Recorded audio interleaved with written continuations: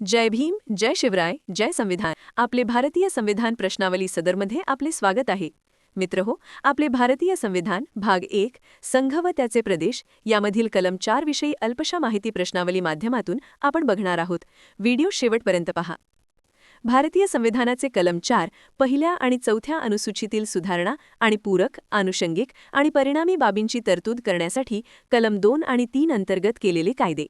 कलम 2 किंवा कलम 3 अंतर्गत संसद जेव्हा एखादा कायदा करते, उदाहरण नवीन राज्य निर्माण करणे, राज्यांचे विलिनीकरण, सीमा बदल, नाव बदल इत्यादी, त्या कायद्यात आवश्यक ते पूरक, आनुषंगिक व परिणामी बदल संविधानात आणि इतर कायद्यात करता येतात. कलम 4 संसदेला अधिकार देते की राज्य पुनर्रचनेदरम्यान आवश्यक ते संविधानिक बदल सोप्या पद्धतीने करता येतील. भारतीय संविधान कलम 4 संबंधी किमान 10 प्रश्न आणि त्याची स्पष्टीकरणासहित अचूक उत्तरे पुढीलप्रमाणे. प्रश्न क्रमांक 1. भारतीय संविधानातील कलम 4 कशाशी संबंधित आहे? 1. मूलभूत हक्क. 2. राज्य पुनर्रचनेशी संबंधित पूरक तरतुदी. 3. राष्ट्रपतीचे अधिकार. 4. न्यायालयीन पुनरावलोकन.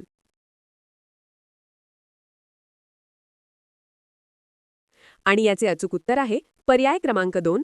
राज्य पुनर्रचनेशी संबंधित पूरक तरतुदी.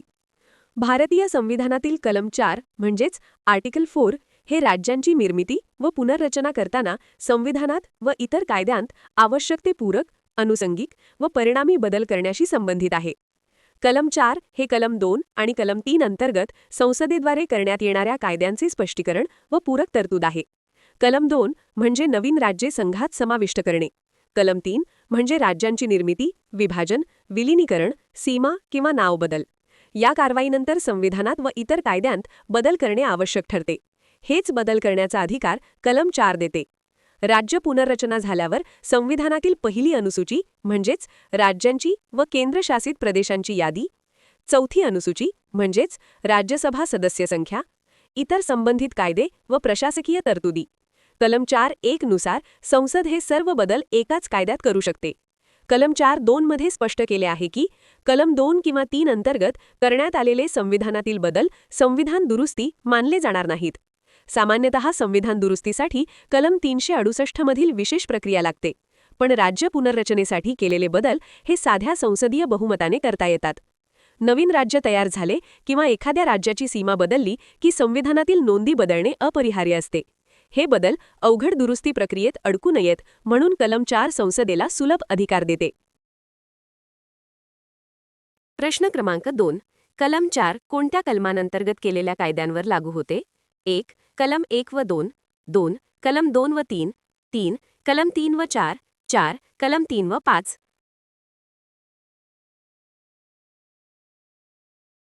आणि याचे अचूक उत्तर आहे पर्याय क्रमांक 2. कलम 2 व 3. भारतीय संविधानातील कलम 4 हे कलम 2 आणि कलम 3 अंतर्गत संसदेद्वारे करण्यात येणाऱ्या कायद्यांवर लागू होते. कलम 2 संसदेला अधिकार देते की त्यानुसार नवीन राज्य समाविष्ट झाल्यावर संविधानातील राज्यांची यादी बदलावी लागते. राज्यसभा सदस्य संख्या, नकाशे, अनुसूच्यांतील नोंदी बदलतात. हे सर्व बदल कलम 4 अंतर्गत करता येतात. कलम 3 संसदेला नवीन राज्य निर्माण करणे, एखाद्या राज्याचे विभाजन किंवा विलिनीकरण, राज्यांच्या सीमा बदलणे, राज्यांचे नाव बदलणे हे अधिकार देते आणि या बदलांनंतर पहिली अनुसूची राज्य व केंद्रशासित प्रदेश, चौथी अनुसूची राज्यसभा प्रतिनिधित्व, इतर संबंधित कायदे यामध्ये आवश्यक ते पूरक व परिणामी बदल करावे लागतात. हे सर्व बदल कलम 4 अंतर्गत केले जातात. थोडक्यात राज्य पुनर्रचना केल्यानंतर संविधानात बदल करणे अपरिहार्य असते. जर प्रत्येक वेळी स्वतंत्र संविधान दुरुस्ती करावी लागली तर प्रक्रिया खूप कठीण झाली असती. म्हणूनच कलम 4 संसदेला अधिकार देते की हे बदल साध्या बहुमताने एकाच कायद्यात करता येतील.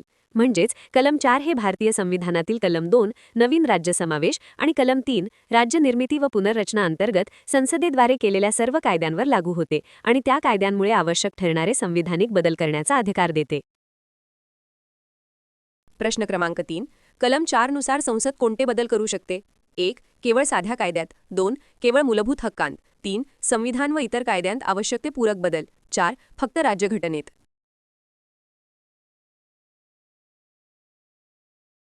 आणि याचे अचूक उत्तर आहे पर्याय क्रमांक 3. संविधान व इतर कायद्यांत आवश्यक ते पूरक बदल. भारतीय संविधानातील कलम 4 आर्टिकल 4 नुसार राज्यांची निर्मिती किंवा पुनर्रचना करताना संसद आवश्यक ते पूरक बदल करू शकते. संसद पुढील ठिकाणी आवश्यक ते बदल करू शकते. पहिली अनुसूची राज्य व केंद्रशासित प्रदेशांची नावे, सीमा व यादी. चौथी अनुसूची राज्यसभा सदस्य संख्येत बदल, राज्य पुनर्रचनेशी संबंधित इतर कलमे. हे बदल पूरक, अनुषंगिक व परिणामी स्वरूपाचे असतात. म्हणजेच कलम 4 नुसार संसद राज्यांच्या निर्मिती व पुनर्रचनेमुळे आवश्यक ठरणाऱ्या संविधानातील अनुसूच्यांतील, कलमांतील आणि इतर कायद्यांतील पूरक व परिणामी बदल करू शकते. प्रश्न क्रमांक 4. कलम 4(2) नुसार कलम 2 किंवा 3 अंतर्गत केलेले बदल कसे मानले जातात? 1. पूर्ण संविधान दुरुस्ती. 2. तात्पुरते बदल. 3. संविधान दुरुस्ती मानले जात नाहीत. 4. राष्ट्रपती आदेश.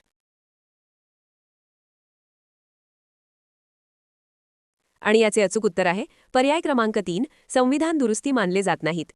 भारतीय संविधानातील कलम 4(2) ही राज्य पुनर्रचनेसंदर्भातील अतिशय महत्त्वाची तरतूद आहे. या तरतुदीनुसार कलम 2 किंवा कलम 3 अंतर्गत संसद जे बदल करते ते बदल संविधान दुरुस्ती मानले जात नाहीत. कलम 4(2) मध्ये स्पष्टपणे नमूद आहे की कलम 2 किंवा 3 अंतर्गत करण्यात आलेले कायदे आणि त्या कायद्यांमुळे संविधानात झालेले बदल संविधानाच्या कलम 368 अंतर्गत येणारी दुरुस्ती मानली जाणार नाहीत. कलम 4(2) नुसार कलम 2 किंवा 3 अंतर्गत संसदेद्वारे करण्यात आलेले बदल संविधान दुरुस्ती मानले जात नाहीत. त्यामुळे अशा बदलांसाठी कलम 368 मधील विशेष दुरुस्ती प्रक्रिया लागू होत नाही आणि संसद साध्या बहुमताने हे बदल करू शकते. प्रश्न क्रमांक 5. कलम 4 अंतर्गत केलेल्या बदलांसाठी कोणती प्रक्रिया लागू होत नाही? 1. संसद कायदा प्रक्रिया. 2. कलम 368 संविधान दुरुस्ती प्रक्रिया. 3. राज्यसभेची मंजुरी. 4. लोकसभेची मंजुरी. आणि याचे अचूक उत्तर आहे पर्याय क्रमांक 2. कलम 368 संविधान दुरुस्ती प्रक्रिया. भारतीय संविधानातील कलम 4 अंतर्गत केलेल्या बदलांसाठी कलम 368 मधील संविधान दुरुस्ती प्रक्रिया लागू होत नाही. सामान्यतः संविधानात बदल करण्यासाठी विशेष बहुमत, कधीकधी राज्यांच्या मंजुरीची आवश्यकता असते. ही प्रक्रिया कलम 368 मध्ये दिली आहे. परंतु कलम 4(2) नुसार कलम 2 किंवा 3 अंतर्गत केलेले बदल संविधान दुरुस्ती मानले जात नाहीत, म्हणून त्यांच्यावर कलम 368 लागू होत नाही. म्हणजेच कलम 4 अंतर्गत केलेल्या बदलांसाठी संविधान दुरुस्तीची प्रक्रिया कलम 368 लागू होत नाही. प्रश्न क्रमांक 6. खालीलपैकी कोणता बदल कलम 4 अंतर्गत करता येतो? 1. मूलभूत हक्क रद्द करणे. 2. नवीन राज्य निर्मितीनंतर अनुसूचित बदल. 3. राष्ट्रपती निवड प्रक्रिया बदल. 4. सर्वोच्च न्यायालयाची रचना बदल. आणि याचे अचूक उत्तर आहे पर्याय क्रमांक 2. नवीन राज्य निर्मितीनंतर अनुसूचित बदल. भारतीय संविधान कलम 4 अंतर्गत नवीन राज्य निर्मितीनंतर संविधानाच्या अनुसूच्यांमध्ये उदाहरणार्थ पहिली व चौथी अनुसूची आवश्यक बदल करता येतो. कलम 4 नुसार संसद राज्यांच्या निर्मिती किंवा पुनर्रचनेमुळे आवश्यक ठरणारे संविधानातील अनुसूच्यांमधील बदल, राज्यांची यादी, सीमा, नाव, राज्यसभा सदस्य संख्या हे बदल पूरक व परिणामी स्वरूपात करू शकते. म्हणजेच कलम 4 अंतर्गत संसद राज्य पुनर्रचनेनंतर संविधानाच्या अनुसूच्यांमध्ये आवश्यक बदल करू शकते. प्रश्न क्रमांक 7. कलम 4 चा मुख्य उद्देश कोणता आहे? 1. केंद्र राज्य वाद सोडवणे. 2. राज्य पुनर्रचनेदरम्यान संविधानात सुलभ बदल करणे. 3. नागरिकत्व कायदा बदलणे. 4. न्यायपालिका मजबूत करणे.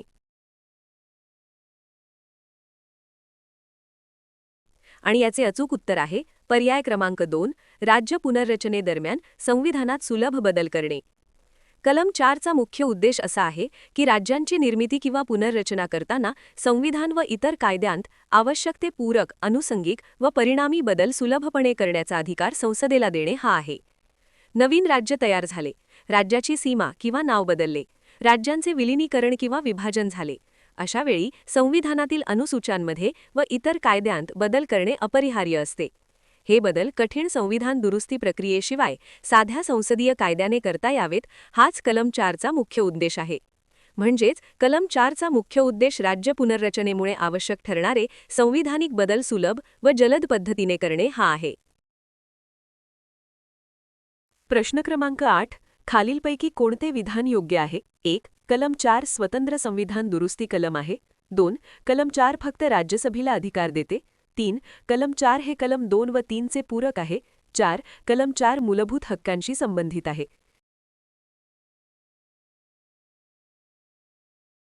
आणि याचे अचूक उत्तर आहे पर्याय क्रमांक 3. कलम 4 हे कलम 2 व 3 चे पूरक आहे. कलम 4 हे कलम 2 व 3 अंतर्गत संसद जेव्हा नवीन राज्यांची निर्मिती, राज्यांचे विभाजन, विलिनीकरण, सीमा किंवा नाव बदल करते, तेव्हा त्या बदलांमुळे संविधानातील अनुसूच्यांमध्ये व इतर कायद्यांत आवश्यक ते पूरक, अनुषंगिक व परिणामी बदल करणे आवश्यक ठरते. हे आवश्यक बदल करण्याचा अधिकार कलम 4 संसदेला देतो. म्हणूनच कलम 2 व 3 अंतर्गत केलेले निर्णय अंमलात आणण्यासाठी कलम 4 मदत करतो. थोडक्यात कलम 2 व 3 राज्य निर्मिती व पुनर्रचना, कलम 4 त्या प्रक्रियेमुळे आवश्यक ठरणारे संविधानिक व कायदेशीर बदल. हे बदल संविधान दुरुस्ती न मानता साध्या कायद्याने करता येतात. म्हणजेच कलम 4 हे कलम 2 व 3 चे पूरक आहे, कारण त्या कलमांतर्गत होणाऱ्या राज्य पुनर्रचनेला कार्यान्वित करण्यासाठी आवश्यक संविधानिक बदल करण्याची तरतूद ते करते. प्रश्न क्रमांक 9. कलम 4चा वापर कोणत्या प्रसंगी होतो? 1. आपत्कालीन परिस्थितीत. 2. नवीन राज्य निर्मिती किंवा सीमा बदलताना. 3. निवडणूक सुधारणा करताना. 4. कर प्रणाली बदलताना.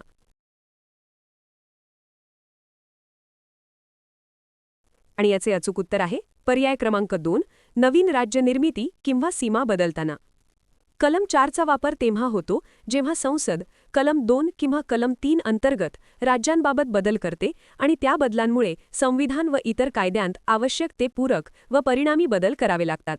कलम 4चा वापर नवीन राज्य निर्माण होताना, एखाद्या राज्याचे विभाजन किंवा विलिनीकरण करताना, राज्यांच्या सीमा बदलताना, राज्याचे नाव बदलताना, राज्याचे केंद्रशासित प्रदेशात किंवा उलट रूपांतर होताना, या सर्व प्रसंगी संविधानाच्या पहिल्या अनुसूची, चौथ्या अनुसूची तसेच संबंधित कायद्यांत बदल करणे आवश्यक असते.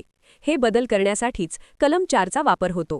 म्हणजेच राज्यांची निर्मिती किंवा पुनर्रचना करताना त्या अनुषंगाने संविधान व इतर कायद्यांत आवश्यक बदल करायचे असतील तेव्हा कलम 4चा वापर केला जातो. प्रश्न क्रमांक 10. कलम 4 हे भारतीय संविधानाच्या कोणत्या भागात येते? 1. भाग 2. 2. भाग 1. 3. भाग 3. 4. भाग 4.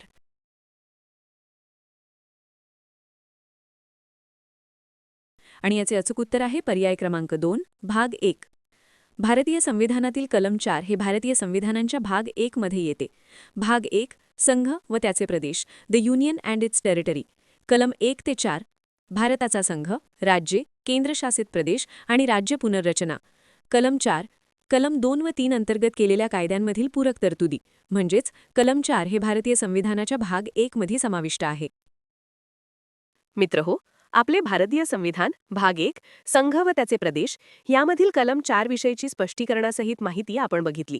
त्याचप्रमाणे आपले भारतीय संविधान सदरच्या नेक्स्ट व्हिडिओमध्ये भारतीय संविधान भाग 1 संघ आणि त्याचे प्रदेश यामधील कलम 5 संविधानाच्या प्रारंभी नागरिकत्व ची माहिती पाहणार आहोत. व्हिडिओमधील माहिती आपणास कशी वाटली अवश्य कमेंट्स करून सांगा. व्हिडिओला लाईक करा, सबस्क्राईब करा, शिवाय वाचनीय आवड असणाऱ्या आपल्या सर्व मित्रबांधवांना शेअरही करा. जय भीम, जय संविधान.